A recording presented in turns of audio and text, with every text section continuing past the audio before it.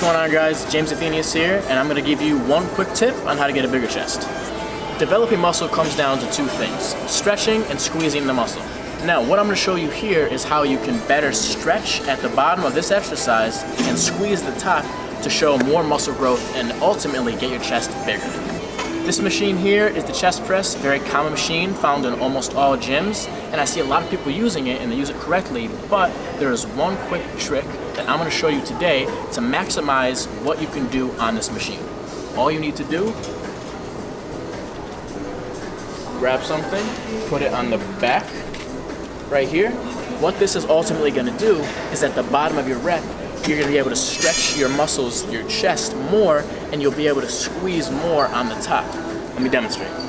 You press up, squeeze at the top, and as you come down, you're stretching your muscles more because of what you have on your back. You can already see where I start.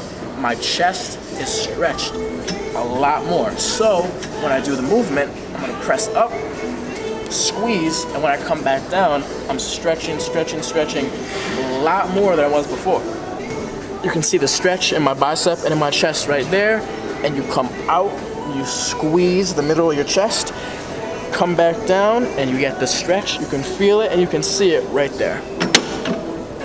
The last tip I'm going to incorporate into this workout specifically, that I incorporate with all my workouts when I hit every body part, is something called partials. What partials is partial reps. Now, if you are on your last set, you're tired, you wanted to hit 5 or 6 reps and you can't quite get there, what you're going to want to do is hit partials. Now, I'll demonstrate what a partial is.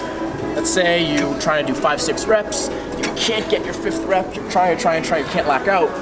You don't want to quit yet, you do partials, half reps, and that's breaking down the muscle, tearing the muscle without finishing a full rep, and that's still breaking down the muscle.